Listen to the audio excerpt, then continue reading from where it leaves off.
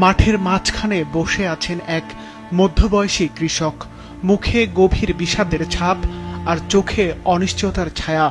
নিজের সামর্থ্য আর সাহসকে সম্বল করে ঋণ নিয়ে তিনি ও তার মতো আরো ৩০ জন কৃষক প্রায় ৫০০ বিঘা জমিতে পেঁয়াজের চাষ করেছিলেন। ফসল ঘরে তোলার ঠিক আগ মুহূর্তে দুর্বৃত্তরা তাদের ৫০ বিঘা জমির ফসল নষ্ট করে দিয়েছে। কয়েকদিন আগে কে বা কারা রাতের আধারে ৫০ বিঘা জমিতে গোড়া পচা বিষ প্রয়োগ করে। এরপরই পেঁয়াজের গোড়া পচা শুরু হয়। এতে প্রায় অর্ধ কোটি টাকার ক্ষতির আশঙ্কা করছেন কৃষকরা।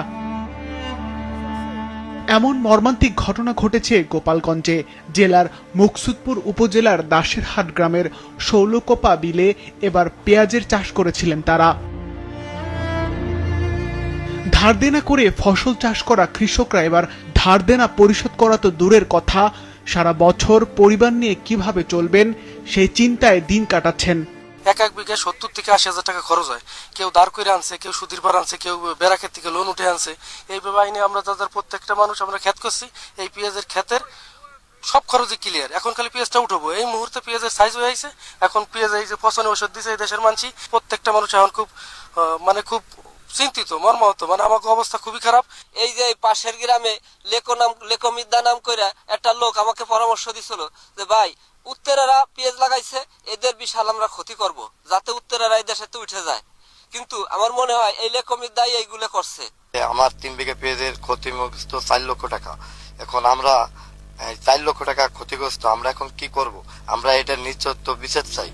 উপজেলা কৃষি কর্মকর্তা ঘটনাস্থল পরিদর্শন করে ক্ষতিগ্রস্ত কৃষকদের সহযোগিতার আশ্বাস দিয়েছেন। আমরা তাদেরকে এটা রিকভার করা যায় কিনা সে বিষয়ে কিছু পরামর্শ প্রদান করছি। যদি রিকভার হয় ভালো, আর না হলে হয়তো কৃষকরা যদি লিখিত দেয় তাহলে অথবা আইনগত ব্যবস্থা নেয়, আমরা তাদের সর্বাত্মক সহযোগিতা করব। এই ঘটনায় থানায় একটি অভিযোগ দায়ের করা হয়েছে। বিষয়টি তদন্ত করা হচ্ছে বলে জানান পুলিশের এই কর্মকর্তা। ঘটনা তো ঘটছে, এখন কে ঘটাইছে নাকি সাজানো, দুইটা বিষয় মাথায় রেখে আমরা কাজ করতেছি। তো যদি সত্যতা পাওয়া যায় দেন আমরা যারা একুশ তাদের বিরুদ্ধে মামলা নিয়ে দেবো। ক্ষতিগ্রস্ত কৃষকরা এই ন্যাক্কারজনক ঘটনার সুষ্ঠু তদন্ত দাবি করেছেন। পাশাপাশি যারা এই ধ্বংসযজ্ঞের সঙ্গে জড়িত তাদের চিহ্নিত করে আইনের আওতায় এনে দৃষ্টান্তমূলক শাস্তি নিশ্চিত করার জোর দাবি জানিয়েছেন তারা। সিফাত রহমান, মাছরাঙ্গা নিউজ ডেস্ক।